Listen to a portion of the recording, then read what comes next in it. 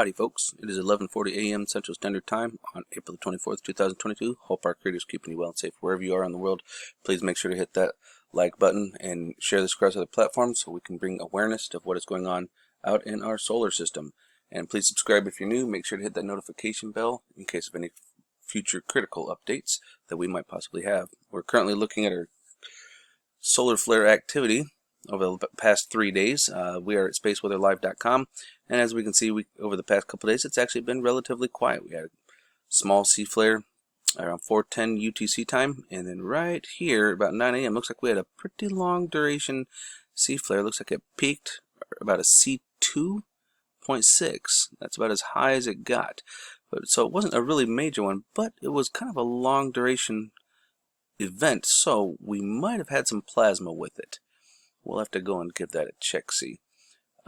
Pretty sure that Enlil has not, Enlil's spiral, yes, Enlil, the famous Anunnaki Sumerian god, is not caught up yet. Let's come on down. Come on now. Oh, goodness gracious. And that would be correct. Not caught up yet. So let's go over here to Space Weather Prediction Center. We're going to take a look at our deabsorption chart and see what we got as far as absorption from that C flare. Looks like it struck right over, well, Africa, Saudi Arabia, Iraq, but mostly concentrated over Africa. And as you can see, it's not super major, but that was the flare. It's a long event, so that's still a decent amount of X-ray.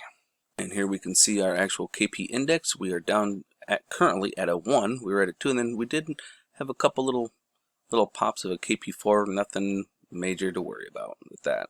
Taking a look over at spaceweatherlive.com, looking at our SDO, we're looking at our sunspot groups, and as we can see, they're continuing to destabilize, which means we could have some activity off from them. In fact, I have suspicions that this is where we got our flare from, that long duration C flare. As you can see, we have a very highly developed umbra right here for our positive energy here, and we've got these sunspot groups here. They don't have a name quite on them yet, I don't think. But we do need to keep our eyes open on this guy coming around the limb, and there is something serious going on the back side of the sun. In fact, let's X off this, see if they did get a sunspot group. Looks like one of them did. 2997 is our most recent. So welcome to the family, guy. And it looks like we got a sunspot group here, which almost seems kind of funny because I don't really see much there.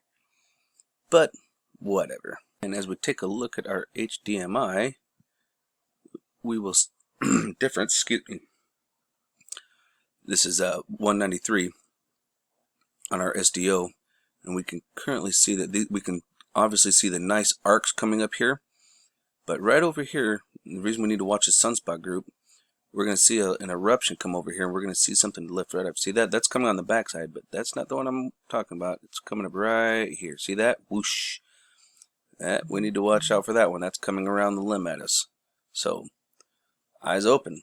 And as we come over here onto Iswell, we're going to take a look here at stereo ahead.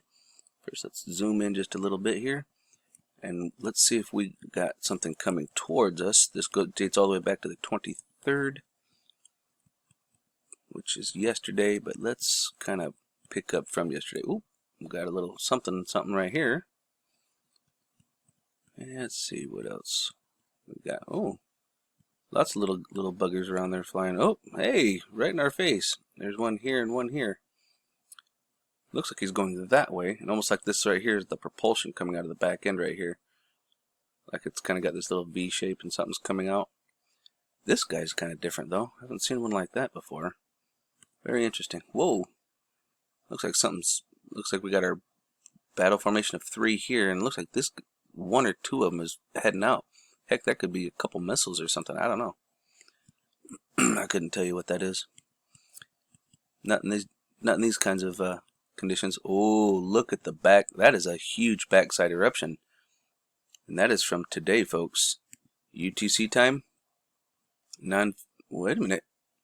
Enlil wasn't showing this or reflecting this because it does show the backside of the sun eruptions, and it didn't show this one yet. Oh, now this is that eruption that I showed you guys coming off the southeastern limb that was going downwards away from us. That's that one right there. Now we should have actually this morning, it was at 9 o'clock this morning, we should have seen something coming off this way, but I don't see anything coming off. So let's come on over here and take a look at SDO 193, and we'll see. It should be around 9 in the morning. Should see something here.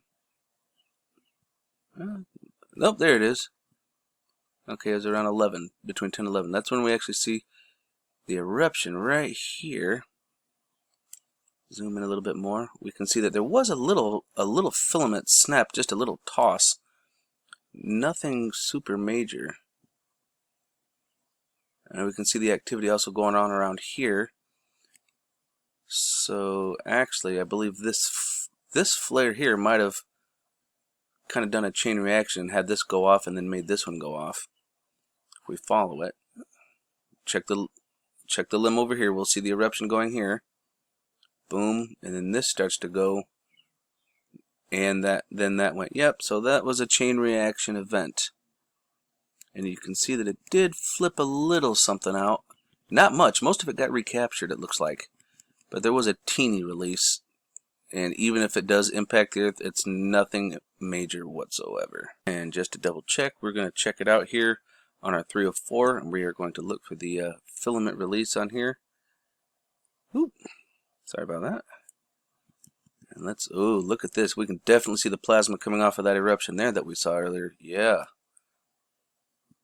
That's what we need to watch out for, is it's coming around the limb. Now we're going to keep an eye over here. This is where our flare is beginning to start. And then we'll see our little filament snap right there. Oop, see that? See how it's kind of dark right there? And you see it lift off, that little ribbon? Shoop. Yeah, that was it. There really wasn't a whole lot there. I know that you guys are eyeballing that spaceship there on the 94 over here. So let's just go on over here and take a look at it. This is our 94, 4:05 UTC time this morning. And how you doing there, little fella? And we should be getting to our flare here any minute here.